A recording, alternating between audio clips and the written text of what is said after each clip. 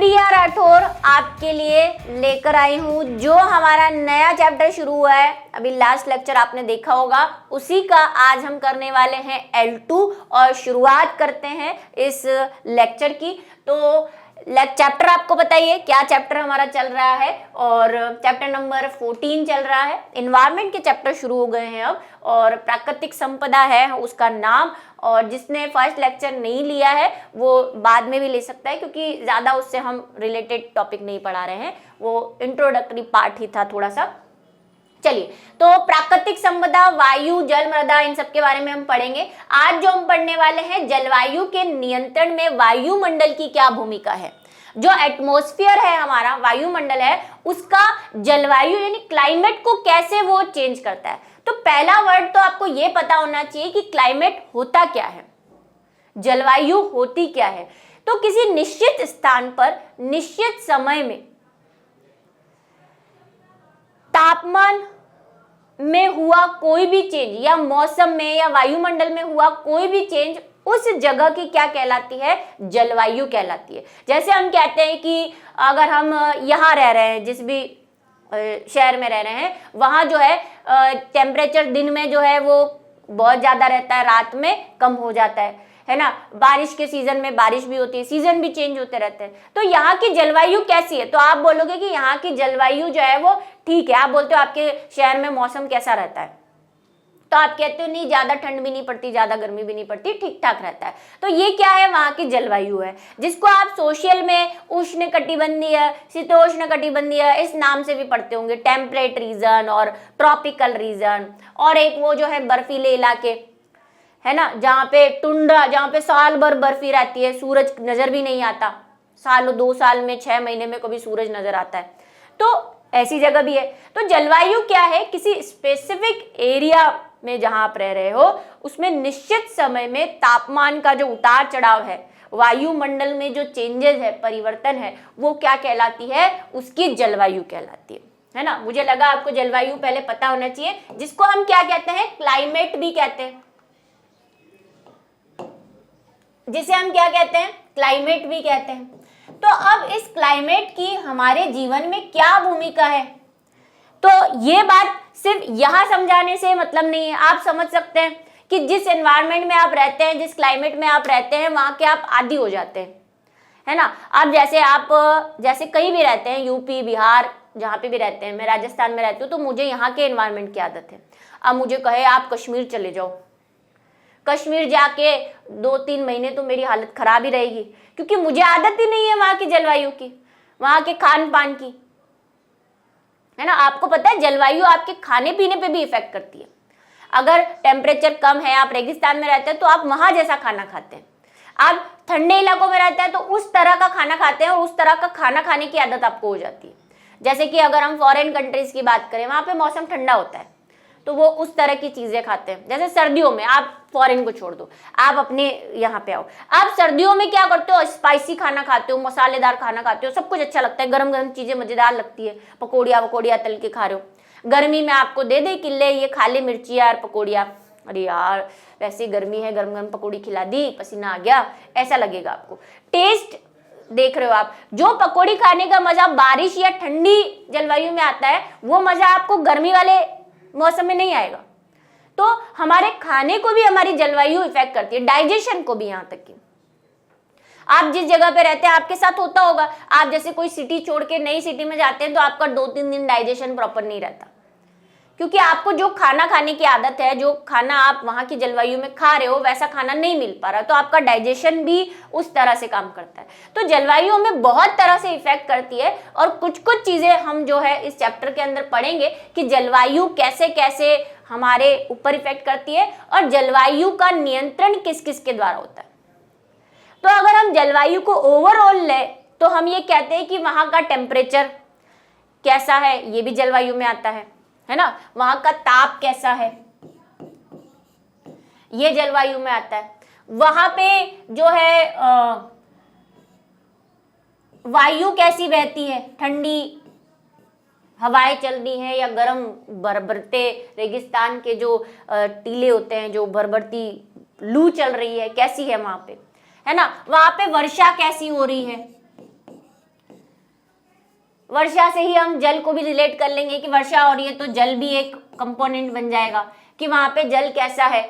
आप ये जरा नोटिस करेंगे कि जिन सिटीज में बहुत ज्यादा झीलें वगैरह होती है ना, पानी बहुत होता है, वहां ठंडा इलाका रहता है। जहां पे पानी नहीं होता वहां पे टेम्परेचर वैसे भी राइज होता है, ज्यादा टेम्परेचर रहता है ना। वहां की लैंड कैसी है, जमीन कैसी है, वहां पे पहाड़ है या घास भरे मैदान है। लैंड पहाड़ों वाले होंगे, पहाड़ वाली सिटी होगी तो वहां ज्यादा गर्म रहती है, हीट ज्यादा होता है, क्योंकि पहाड़ बहुत जल्दी गर्म हो जाते हैं, आग बरसते हैं है ना दिन के अंदर। लेकिन उसी जगह घास के मैदान हो है ना, जंगल हो हरे भरे, जहां पे जैसे अंडमान निकोबार चले जाओ, आप साउथ साइड चले जाओ जहां पे जंगल जंगल है, वहां पे ज्यादा पहाड़ वहाड़ आपको पत्थर वाले चट्टाने ये सब नहीं मिलती, ज्यादा नहीं मिलती, मिलती तो है लेकिन जंगल ज्यादा है। तो वहां का टेम्परेचर आपको पता है ना, तो वहां ज्यादा ठंड पड़ती है ना वहां ज्यादा गर्मी। जैसे बॉम्बे आपने कभी सुना हो, बॉम्बे क्या तीनों तरफ से ओशियन से घिरा हुआ है, तो वहां पे ना ऐसे ज्यादा ना तो ज्यादा ठंड पड़ती है ना ज्यादा गर्मी पड़ती है, सेम सा ही टेम्परेचर रहता है ओशियन की वजह से। तो जलवायु को बहुत सारी चीजें इफेक्ट करती है, वहां की वायु कैसी है, वहां का तापमान कैसा है, वहां की लैंड कैसी है, वहां पे पानी कैसा है, बारिश कैसी हो रही है, ये सब हमारे जलवायु को इफेक्ट करते हैं। तो उसमें हम पहला जो चीज पढ़ने वाले हैं कि हमारा वायुमंडल कैसे जलवायु को प्रभावित करता है, हमारा ये जो एटमॉस्फेयर है वो जलवायु को कैसे इफेक्ट करता है, उसी के अकॉर्डिंगली हमारी जलवायु रहेगी या क्लाइमेट रहेगा, ठंडा गर्म जैसा भी है। वायुमंडल पृथ्वी के औसत तापमान को दिन के समय और यहां तक कि पूरे वर्ष भर लगभग नियत रखता है। ये जो हमारा एटमॉस्फेयर है ना, ये हमारे टेम्परेचर को, जहां पे भी हम रहते हैं वहां पे टेम्परेचर को दिन के समय और यहां तक कि पूरे वर्ष एक कांस्टेंट बना के रखता है, सिवाय मौसम परिवर्तन के।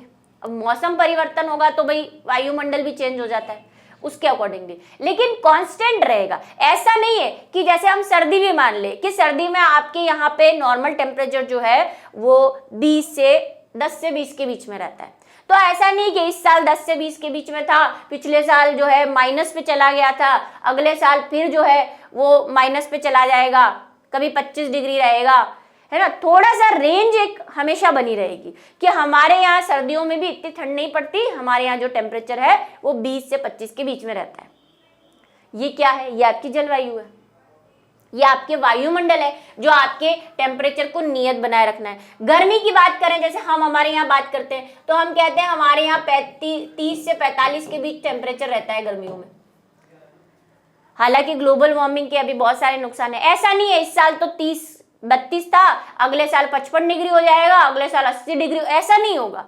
एक रेंज रहेगी उसकी कि हमारे यहाँ गर्मियों में ये टेम्परेचर रहता है, यानी कि नियत रहता है, उसकी कोई रेंज होती है कि इससे इसके बीच में रहता है। तो इसमें वायुमंडल का बहुत योगदान है कि वो पृथ्वी के तापमान को नियत बनाए रखता है, क्लाइमेट को नियत बनाए रखता है। अब कैसे बनाए रखता है इसको समझना पड़ेगा, है ना, समझाएंगे अभी।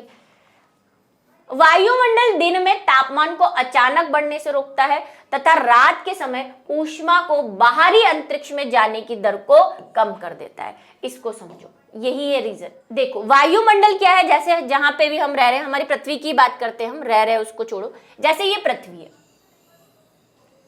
है ना, ये अर्थ है, इस पे मैप वैप जो भी बने हुए हैं समझ लो, ये अर्थ है, पृथ्वी है, इसका एक वायुमंडल है, ये रहा वायुमंडल, है ना, लेयर्स हैं वायुमंडल में, आप सबने पढ़ी आयन मंडल, ओजोन मंडल, समताप मंडल, ये सारी लेयर्स होती है। अब यहाँ पे है सन, आपको पता है सन की हीट बहुत ज्यादा होती है, जिस हिसाब से सन की हीट होती है उस हिसाब से तो हम जल जाए, लेकिन हम जलते नहीं हैं, और गर्मियों में आपको लगता भी होगा जल जाते हैं, लेकिन फिर भी हम ऐसे जल के राख नहीं हो जाते। उसको बचाने का काम कौन कर रहा है, हमारा जो रक्षा कर रहा है वो कौन है, वायुमंडल है। ये क्या करता है, इस वायुमंडल में होने की वजह से, जैसे आपको पता है ओजोन लेयर होती है, जो ओजोन लेयर क्या करती है, ओजोन लेयर सन से आने वाली जो यूवी रेज होती है उससे हमारी रक्षा करती है ना, उसको कम आने देती है, आती होगी लेकिन बहुत कम आती है। अगर ओजोन नहीं हो तो यूवी रेज बहुत ज्यादा आएगी, और यूवी रेज बहुत ज्यादा आएगी हमारे स्किन पे कैंसर वगैरह होने के चांसेस बढ़ा देगी। यूवी रेज कैंसर फैलाती है, और इसीलिए आजकल हम कहते हैं कि ओजोन परत जो है वो धीरे धीरे कम हो रही है। ऐसी दूसरी परत है आयन मंडल, समताप मंडल। समताप मंडल में हम कहते हैं कि टेम्परेचर जो है वो मिक्स सा रहता है, ज्यादा हाई ना ज्यादा लो होता है। तो सन की जो रेज आती है उनको अंदर आते हुए, आती तो है वो अंदर, लेकिन वो इस वायुमंडल से टकरा टकरा के आती है। तो जब जब वो टकराती है उसका टेम्परेचर धीरे धीरे कम होता है, उसका इफेक्ट धीरे धीरे कम होता है, और फिर हम तक पहुंचती है। तो ये वायुमंडल क्या करता है, सन से आने वाली डायरेक्ट रेज को हम तक नहीं आने देता। आपको पता है, आपने प्रकीर्णन और परावर्तन ऐसी चीजें पढ़े कि जब कोई लेयर जो है वो किसी कण से टकराती है या परत से टकराती है तो उसका रिफ्लेक्शन हो जाता है ना। तो ये सीधी नहीं आती सनलाइट, रिफ्लेक्ट हो के आती है। रिफ्लेक्टन मीन्स परावर्तन। क्या होता है परावर्तन? कि किसी भी रेस का किसी चीज से टकरा के अपनी दिशा बदल देना, सिंपल लैंग्वेज में परावर्तन, क्योंकि आप शायद उसको 10th में पढ़ेंगे, अभी थोड़ा बहुत आपने 8th में जरूर पढ़ा है ना। तो ये परावर्तन की वजह से, अब जब जब परावर्तन होता है ना, ये अपनी थोड़ी थोड़ी ऊष्मा खोती रहती है। इसीलिए हमारे तक जो सन की एक्चुअल हीट है, अगर हम कह रहे हैं कि इसका 1000 डिग्री सेंटीग्रेड टेम्परेचर है, अगर हम माने, तो हम तक तो भाई वो 100 डिग्री तक ही पहुंच पा रहा है, ऐसा मान लो। हालांकि ये भी ज्यादा है, ज्यादा से ज्यादा आप बहुत गर्म इलाकों में भी जाओगे तो वहां पे 55 डिग्री टेम्परेचर आपको मिलेगा। ये 55 डिग्री क्यों? 100 डिग्री की रेज अगर सूरज की आ रही है, लेकिन हमारा जो एटमॉस्फेयर है उसमें टेम्परेचर 55 डिग्री है। इसका क्या रीजन है? ये वायुमंडल ऊष्मा को कम आने देता है, प्लस दिन के समय। ये तो बात हो गई दिन के समय। अब रात के समय क्या होता है कि जो ऊष्मा अंदर आ चुकी है उसको बाहर नहीं, कम जाने देता है। उसको बाहर भी ऐसे ही कम जाने देगा ऊष्मा को। और इससे क्या होगा कि हमारी अर्थ जो है वो उतनी ठंडी नहीं हो पाएगी, है ना। अगर सारी ऊष्मा, आपने सुना हो कार्बन, ग्लोबल वार्मिंग पढ़ा है, कार्बन डाइऑक्साइड की लेयर होती है यहाँ पे, है ना। ये क्या करती है? ये हीट को अंदर तो आने देती है लेकिन बाहर नहीं जाने देती। यही कार्बन डाइऑक्साइड भी एटमॉस्फेयर का ही पार्ट है। तो टेम्परेचर को नियत बनाए रखते हैं। ऐसा नहीं है कि दिन में तो 55 डिग्री चल रहा है, रात को माइनस पे चला जा रहा है। कई जगह होता है ऐसा, रेगिस्तान में फिर भी माइनस में तो नहीं जाता। ऐसा नहीं होता कि दिन में तो टेम्परेचर 55 डिग्री है, रात को बर्फ जम रही है, ऐसा केस तो फिर भी नहीं होता। वो क्या रीजन है कि हम एक नियत टेम्परेचर बना के रख पा रहे हैं, उसका रीजन है हमारा वायुमंडल। तो ये जो लाइन कह रही है, आपको समझाई जा रही है, वो क्या समझाई जा रही है कि दिन के समय तो ये अचानक बढ़ने से रोकता है, रेस को कम आने देता है, और रात को ये जो हमारी ऊष्मा है पृथ्वी की, उसको अंतरिक्ष में जाने की दर कम कर देता है। मतलब ऊष्मा को बाहर नहीं जाने देता, है ना, जाने दे रहा है लेकिन दर कम कर रहा है। दर मतलब रेट, कम मात्रा में जा रही है। अगर बहुत अधिक मात्रा में या जितनी आई थी उतनी वापस चली जाएगी तो हमारे तो बर्फ जम जाएंगे, ऐसे करने लग जाओगे आप। तो ये जो टेम्परेचर मेंटेन का काम है, ये कौन कर रहा है? वायुमंडल कर रहा है। समझ में आई बात? चंद्रमा के बारे में सोचे जो सूर्य से लगभग उतनी ही दूरी पर है जितना कि पृथ्वी। अगर हम चंद्रमा की बात करें, और चंद्रमा की जब हम बात करते हैं तो हमें पता है कि चंद्रमा पे क्या नहीं होता? वायुमंडल नहीं होता।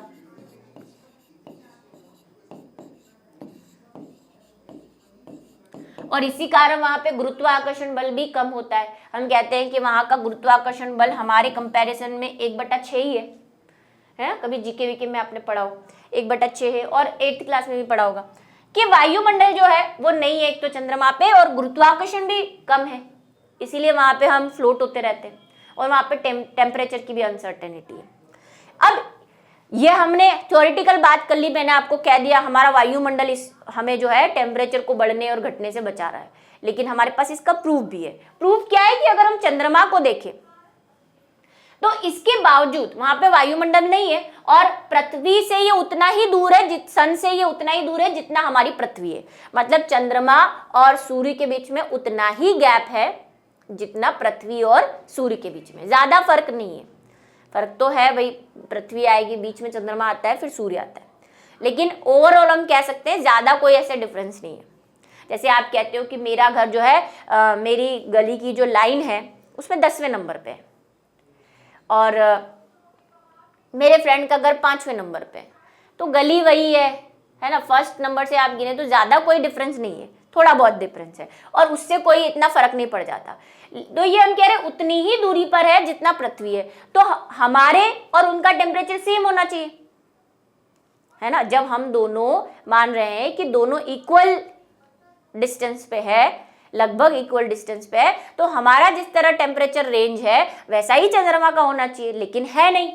क्यों नहीं है? देखो, चंद्रमा की सतह पर जहां पे वायुमंडल नहीं है वहां पे तापमान -190 डिग्री, ठंडे का क्या है 190, माइनस में 190, माइनस का 190। और अगर गर्मी वाला देखे, दिन वाला टेम्परेचर, तो 110। कहाँ हम कह रहे हैं कि हम दिन का टेम्परेचर, ये तो चलो गर्मी में होता है दिन का टेम्परेचर हमारा, है ना। नॉर्मली अगर हम देखें तो हमारा टेम्परेचर 30 से वही 40 के बीच में रहता है, ये तो बहुत ज्यादा जो गर्म इलाके वहां पे। आप कंपेयर करो, उसी जगह चंद्रमा 110 डिग्री पे, और जहां हम कह रहे हैं कि रात में हमारा जो टेम्परेचर है वो आप मान सकते हो कि 23 डिग्री के आसपास रहता है प्लस में। चंद्रमा का हम कह रहे हैं कि -190 डिग्री। ये फर्क क्यों? क्योंकि फर्क क्या है, हमारे पास वायुमंडल है, चंद्रमा के पास वायुमंडल नहीं है, यही रीजन हुआ, और कोई चेंज तो है नहीं, डिस्टेंस सेम है, उसको भी सनलाइट मिल रही है, हमको भी सनलाइट मिल रही है। तो वायुमंडल का खेल है ये सारा, उसकी बदौलत जो हम कह रहे हैं कि ये फर्क आ रहा है। इससे हमें ये पता चल रहा है कि हमारा वायुमंडल हमारे जलवायु को नियत कर रहा है। ठीक है, बात समझ में आई? अगर आपको पूछ ले कि जलवायु नियंत्रण में वायुमंडल की क्या भूमिका है, तो आप ये लिखेंगे कि हमारा जो वायुमंडल है हमारे टेम्परेचर को नियत रखता है, दिन में सूर्य की तापमान को कम रखता है, ऊर्जा को कम आने देता है पृथ्वी पे, और साथ में रात के समय ऊष्मा की दर को कम कर देता है। और इसका एग्जाम्पल दे सकते हैं कि जैसे हमारे यहाँ 2 ने 2 कि चंद्रमा और पृथ्वी का दूरी सेम है, लेकिन उसके बावजूद चंद्रमा पर वायुमंडल नहीं होने के कारण 190 डिग्री रहता है, 190 से 110 डिग्री मिल रहा है हमें,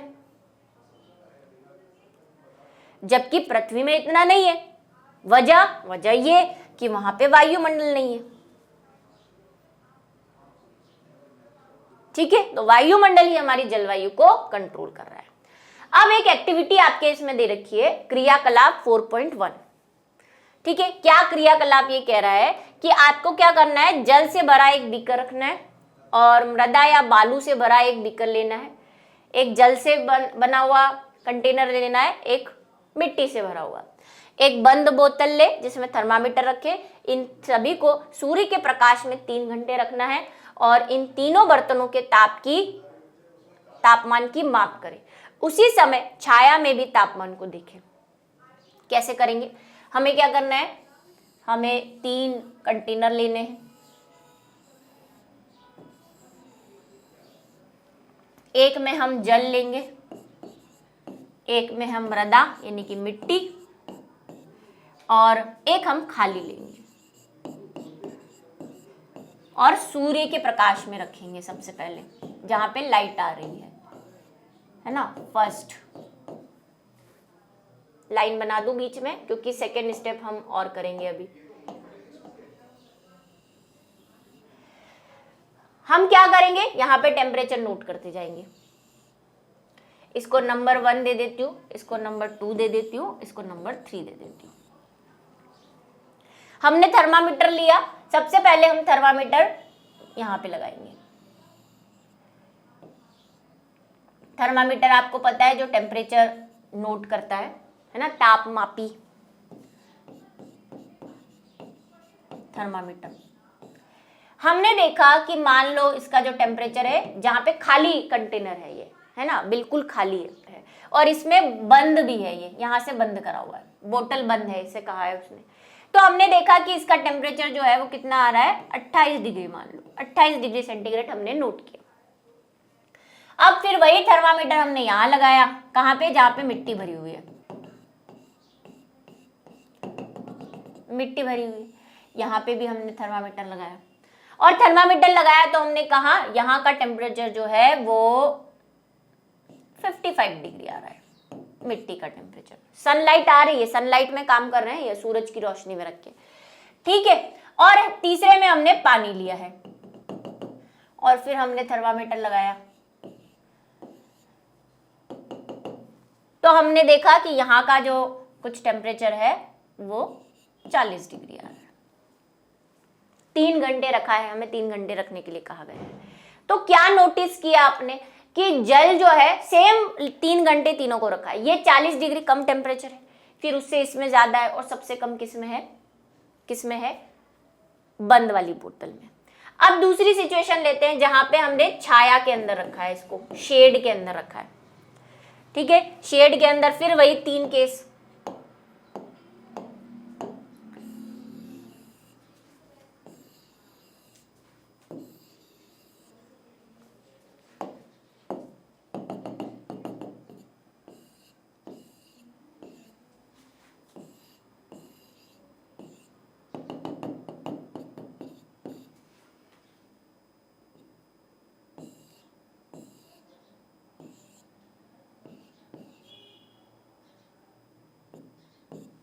बंद है अभी भी बोतल, ठीक है। वही 3 चीजें हैं, इसमें सिर्फ हवा है खाली वाली।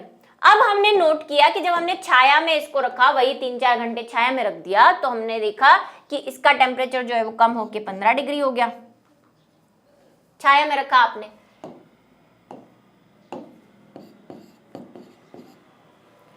इसका टेम्परेचर जो है कम होके 35 डिग्री हो गया, और इसका टेम्परेचर हमने कहा कि भाई 38 डिग्री हुआ। 3 घंटे रखा है इसको भी, 3 घंटे रखा हुआ है हमने इसको, है ना। ये भी 3 आवर्स और ये भी 3 आवर्स। अब काफी चीजें आपने नोटिस की कि जब हमने इसको धूप में रखा था तो सबसे ज्यादा टेम्परेचर मिट्टी का था, उससे कम टेम्परेचर पानी का था, और उससे कम टेम्परेचर हवा का था। हवा मीन्स खाली हवा का। अब हमने ये नोटिस किया कि जब हमने इसको छाया में रखा तो चीजें ठंडी हुई वापस, तो इसका टेम्परेचर 15 डिग्री हुआ, इसका टेम्परेचर 35 डिग्री हुआ, इसका टेम्परेचर 38 डिग्री हुआ। अब आपने देखा कि यहां पे अगर हम इन दोनों को कंपेयर करें तो अभी किसका टेम्परेचर ज्यादा है? अभी पानी का टेम्परेचर ज्यादा है, इसका कम है, जबकि सनलाइट में मिट्टी का टेम्परेचर ज्यादा था। तो हम यहाँ पे ये चीज पता करते हैं कि जो लैंड होती है, जो जमीन होती है, जो मिट्टी होती है ना, वो सूरज की रोशनी में जितनी ज्यादा जल्दी गर्म होती है, जितनी ज्यादा जल्दी, कौन जल्दी देखो तीनों को समय हमने समान दिया था 3 घंटे। 3 घंटे में सबसे ज्यादा टेम्परेचर किसका बढ़ा? मिट्टी का। लेकिन जब छाया में ठंडा करने के लिए 3 घंटे रखा तो सबसे ज्यादा टेम्परेचर कम किसका हुआ? इसका हुआ, 55 से 35 आ गया। इसमें ज्यादा फर्क नहीं आया, 2 डिग्री का फर्क आया। इसमें देखो कितना फर्क आ गया। तो जितना जल्दी लैंड गर्म होती है उतनी ही जल्दी लैंड ठंडी हो जाती है पानी के कंपैरिजन में। एक चीज तो ये हमें समझ में आई। दूसरा, जब हम सूर्य की रोशनी में किसी चीज को रखते हैं तो चीजों का टेम्परेचर बढ़ेगा, जबकि छाया में रखते हैं तो चीजों का टेम्परेचर घटता है। इससे क्या बात समझ में आई कि सूर्य की सीधी रोशनी, जो रेडिएशन है, जिसको हम क्या कह रहे हैं? सूर्य की विकिरण, है ना, रेडिएशन। इन रेडिएशंस की वजह से ऐसा हो रहा है। रेडिएशन हीट लेकर आती है, ऊर्जा लेकर आ रही है, हीट लेकर आ रही है, और इस हीट की वजह से ये चीजें गर्म हो रही है। जबकि छाया में सूर्य की रोशनी नहीं मिल रही, मतलब आ रही है लेकिन डायरेक्ट नहीं आ रही, है ना। ये तो सीधी गिर रही है, इस पे डायरेक्ट सीधी यहाँ पे है, लेकिन इधर उधर से आ रही है रेज। और आपको पता है सूर्य की किरणें सीधी गमन करती है, ऐसे आड़ी तिरछी नहीं, टकरा के जरूर परावर्तित होके जाती है। तो यहाँ पे सूर्य की कोई रोशनी सीधी नहीं आ रही है, इसलिए यहाँ पे टेम्परेचर क्या हो रहा है? कम हो रहा है। 2 फैक्ट आपको समझ में आए। चलो एक और चीज हमें करनी है, लेकिन पहले हम बातें कर लेते हैं इधर वाली। ये हमने किया, तीनों बर्तनों के ताप का माप किया और उसी समय छाया में भी ताप ले लिया, छाया में भी ले लिया। अब क्वेश्चन का आंसर देते हैं। पहले दूसरे में किसमें तापमान माप अधिक है? पहला दूसरा मतलब ये वाला, पहला ये है, दूसरा ये है। किसका टेम्परेचर ज्यादा है? सूर्य के अंदर। तो हमने कहा मिट्टी का टेम्परेचर ज्यादा है। किसका टेम्परेचर ज्यादा है? मिट्टी का, मृदा का। क्यों? क्योंकि मृदा के रूप में स्थल को ले रहे हैं, लैंड को ले रहे हैं, तो हम कहेंगे लैंड का टेम्परेचर ज्यादा है सेकेंड वाले का। क्यों हमें पूछा नहीं है, लेकिन हमें पता है क्योंकि सूरज की डायरेक्ट विकिरण किस पे गिर रही है? लैंड पे। और स्थल जो है वो पानी के कंपैरिजन में, जल के कंपैरिजन में जल्दी गर्म होता है। प्राप्त निष्कर्ष के आधार पर कौन सबसे पहले गर्म होगा, स्थल या समुद्र? अब हमने मिट्टी का हमने कहा कि स्थल से कंपेयर करेंगे क्योंकि मिट्टी जो है वो लैंड पे रहती है और पानी जो है हम कहते हैं कि समुद्र और तालाबों में रहता है। तो अगर हम इस प्रैक्टिकल को देखें और सोचें तो आप क्या सोचोगे, स्थल पहले गर्म होता है या समुद्र पहले गर्म होगा? ऑब्वियसली कौन गर्म होगा? स्थल पहले गर्म होगा, क्योंकि सूर्य की रोशनी में हम कह रहे हैं कि लैंड सबसे ज्यादा जल्दी जो है गर्म होती है सबसे पहले। और टेम्परेचर भी किसका बढ़ेगा? लैंड का बढ़ेगा। पानी का कम बढ़ेगा और हवा का तो और भी कम, खाली बोतल का। तीसरा है, क्या छाया में वायु के तापमान, छाया में वायु का तापमान, वायु मतलब जो खाली बोतल रखी हुई है हमने, तापमान बालू और जल, बालू मतलब मिट्टी, ठीक है, और जल के तापमान के समान है? क्या आपने ये जो खाली बोतल रखी हुई है, ये खाली, ये भाई इसमें क्या है? मैंने कहा आपसे ये खाली वायु है, कुछ नहीं है। इसका मतलब क्या है? यहाँ पे एयर तो हर जगह रहती है ना, ये खाली वायु है। तो क्या इसका टेम्परेचर इन दोनों के टेम्परेचर से ज्यादा है? नहीं, वायु का टेम्परेचर तो इन दोनों के टेम्परेचर से कम है। इसका मतलब वायु जो है, वायुमंडल, वायुमंडल में क्या है? वायु है। इसका मतलब वायु क्या करती है? सूर्य की ऊष्मा को ज्यादा अवशोषित नहीं करती। और यही रीजन है हम कह रहे हैं कि हमारा वायुमंडल जो है हमारी पृथ्वी को टेम्परेचर बढ़ने से बचाता है। तो हम क्या लिखेंगे यहाँ पे आंसर? हम यहाँ पे आंसर लिखेंगे कि जो है वायु का टेम्परेचर बालू और जल के समान नहीं है। पहला तो ये हो गया इसका आंसर। आप इसके कारण के बारे में क्या सोचते हैं? तो इसके कारण क्या बताएंगे? क्योंकि जल और स्थल के कंपैरिजन में वायु अधिक गर्म नहीं हो पाती, वायु अधिक सूर्य की किरणों का अवशोषण नहीं करती, इस कारण उसका टेम्परेचर या तापमान जो है वो नहीं बढ़ता है ना, अलग बढ़ता है, अलग रहता है। और तापमान को छाया में क्यों मापा जाता है? हमने फिर इसको छाया में क्यों किया? तो छाया में आपने क्यों किया? छाया में मापने का यह कारण है कि हम यह देखना चाहते थे कि सूर्य की विकिरणों डायरेक्ट, सूर्य की विकिरणें जब वस्तु पर डायरेक्ट यानी कि सीधी गिरती है तो तापमान में क्या अंतर आता है, जबकि छाया वाले स्थान में सूर्य की विकिरणों को डायरेक्टली या सीधी न गिरने से तापमान में क्या अंतर आता है, ये देखना चाहते थे आप, इसीलिए आपने ऐसा किया। तीनों के आंसर मिल गए। नेक्स्ट की बात करो। क्या बंद बोतल या शीशे के बर्तन में लिया गया हवा का तापमान और खुले में लिया गया हवा का तापमान समान है? अब ये आपको एक और चीज करनी पड़ेगी चौथे वाले के लिए। क्या करना पड़ेगा? अभी हमने क्या किया था, इसने बंद बोतल कहा था, तो हमने जो बोतल ली थी वो बंद थी, जो भी कंटेनर लिया था वो बंद था। अब आपको क्या करना है, आपको फिर से एक प्रैक्टिकल करना है जिसमें एक में तो आप कंटेनर को बंद रखेंगे और एक में आप कंटेनर को खुला रखेंगे, तापमापी लगा देंगे दोनों में। इसको खुला रखा है, हवा तो है ही, यहाँ पे भी हवा है लेकिन हमने ढक्कन बंद कर रखा है। अभी कह रहा है कि बंद बोतल और खुले में क्या फर्क आएगा? तो देखो, जो बंद बोतल होगी, जो बंद है बोतल, उसका टेम्परेचर तापमान कम आएगा। मान लो कि 28 डिग्री ही आया, पहले वाला ही ले लेते। इसका जो है खुली बोतल रहेगी, इसका तापमान 35 डिग्री के आसपास आया, ज्यादा आया, अधिक आया। ठीक है, तो पहले का आंसर मिल गया कि जब आप खुले रखेंगे और बंद रखेंगे तो क्या फर्क आएगा। तो क्या फर्क आएगा? बंद बोतल का तापमापी में जो रीडिंग है या तापमापी में जो मापन है वो 28 डिग्री या हम बोल सकते हैं कम आएगा, जबकि खुली बोतल का तापमान तापमापी में अधिक आएगा। ठीक है, क्योंकि हम ये जो 28 और 35 ये तो हम हमारे हिसाब से ले रहे हैं। इसके कारण के बारे में क्या सोचते हैं? क्या कारण है इसका? तो क्या कारण है, देखो आपको समझाते हैं। यहां पे हमने बोतल को बंद कर रखा है, बोतल को बंद कर रखा है और बाहर क्या है? वायुमंडल है। अब बोतल को बंद कर रखा है और वायुमंडल है, तो वायुमंडल क्या करता है, वायुमंडल जहां पे भी होता है या वायु जहां पे भी होती है वो दाब डालती है, किसी भी चीज पे प्रेशर डालती है। वायु के अंदर प्रेशर होता है, दाब होता है एक तरह का। तो यहां पे क्या होगा कि जब वायु ऊपर से प्रेशर नहीं डाल पा रही है, क्योंकि बीच में हमने ढक्कन लगा दिया, तो वायु इस पे डायरेक्टली प्रेशर नहीं डाल पा रही।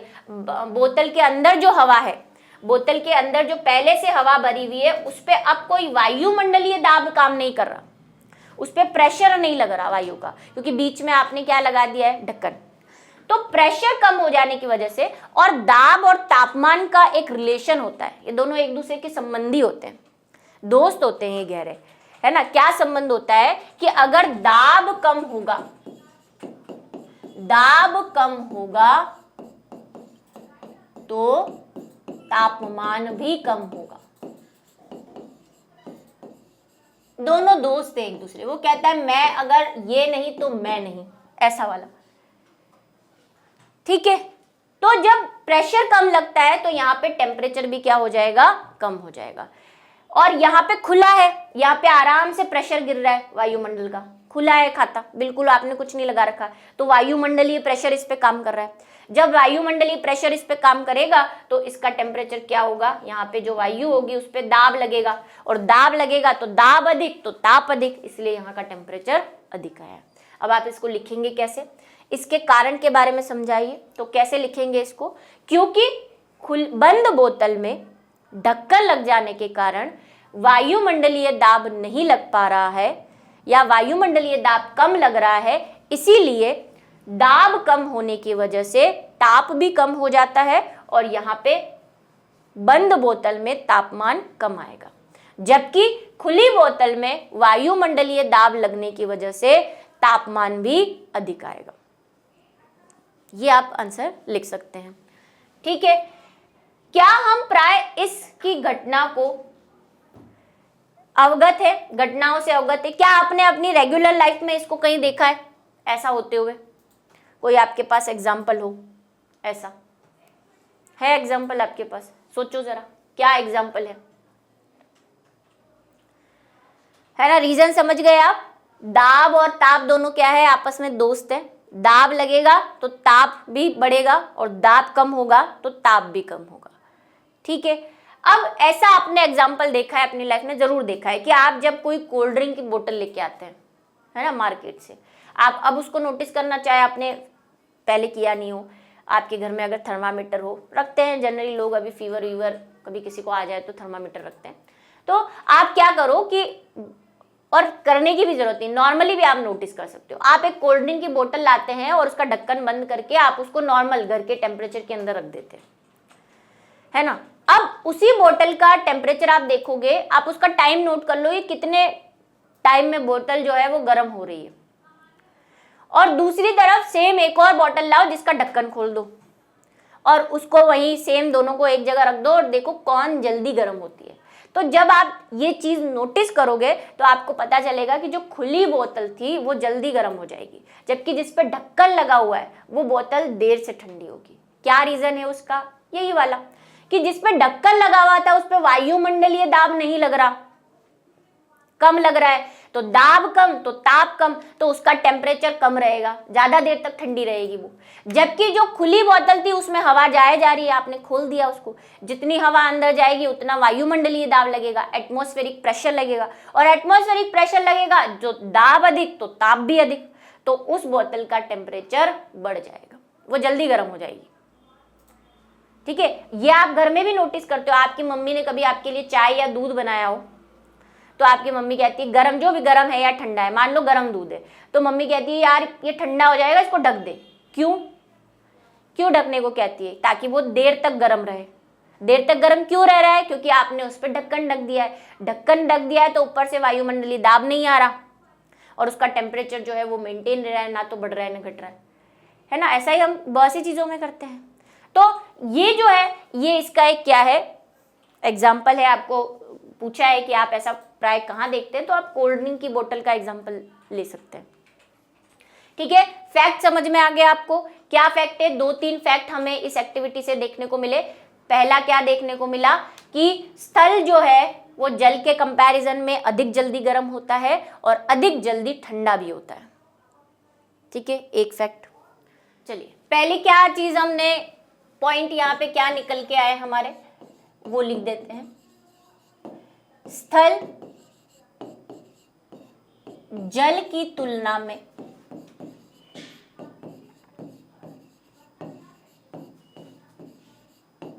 अधिक जल्दी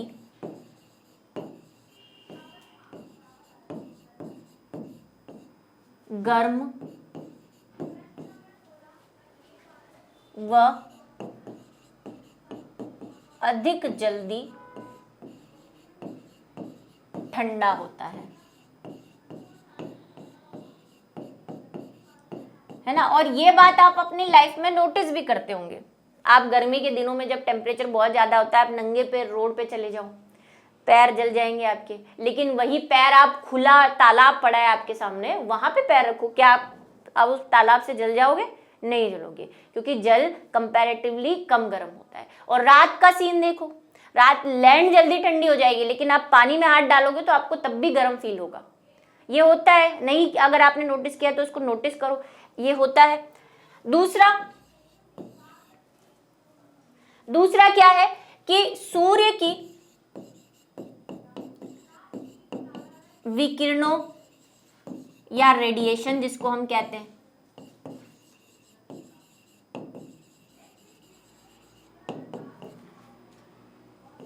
से तापमान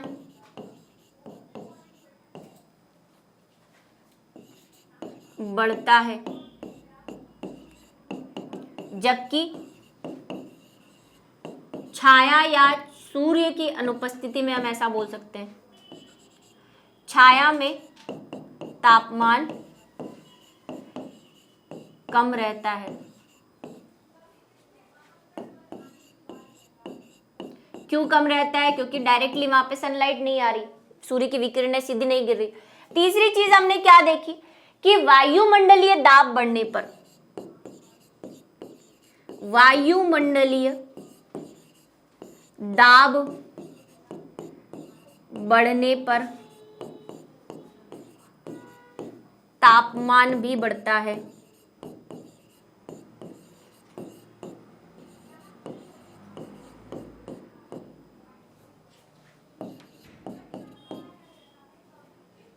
ये 3 मेनली हमें पॉइंट जो है वो आज के नोट करने हैं। ठीक है, नोट कर लिया होगा आपने, स्क्रीनशॉट ले लिया होगा। तो आज का लेक्चर जो है वो इतना ही था। आज का लेक्चर हम खत्म करते हैं और इसके बाद हम नेक्स्ट टॉपिक पढ़ेंगे, लेकिन उसके लिए आपको क्या करना पड़ेगा? नेक्स्ट क्लास का इंतजार। ठीक है, बाय।